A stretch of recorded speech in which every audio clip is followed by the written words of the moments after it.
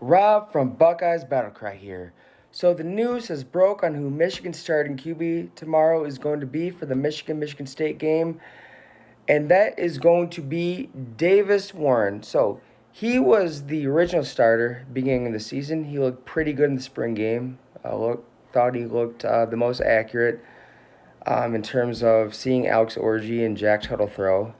In those first three starts, he had 444 yards, 2 TDs, 6 interceptions, turnover prone. So that's pretty much 2 interceptions for those three starts. His completion percentage was 66.7%. And, man, this is rough. A 40.7 QBR. Now, I think the average QBR is 65 to 70%, way below the average.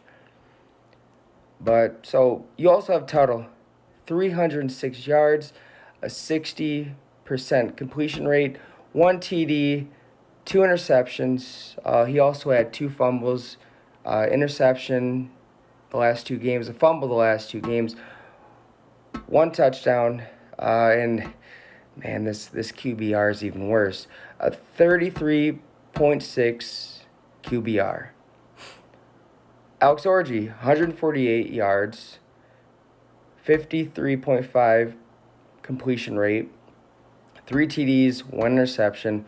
Rushing, he has upside with rushing, 124 yards, so he may not be able to beat you with his arm, which he definitely can't, but he can beat you with his legs, I guess. But his QBR, and this is again rough, 39.7 QBR. All right, so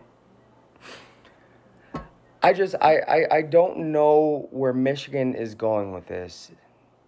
It seems like they have the strategy of plug, play, and pray. Let's plug in the next quarterback because the other one isn't working out, or the other one is not working out. Let's play him, and let's pray that, things are just different. I mean, look at all these QBRs. Warren, 40.7 QBR. Tuttle, 33.6 QBR.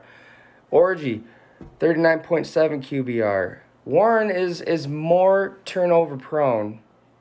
I don't know how this is going. I just don't know what Michigan is thinking. This is like 2017 with Wilton Spate and John O'Corn. That quarterback room was not much better, but I personally think this one is worse. As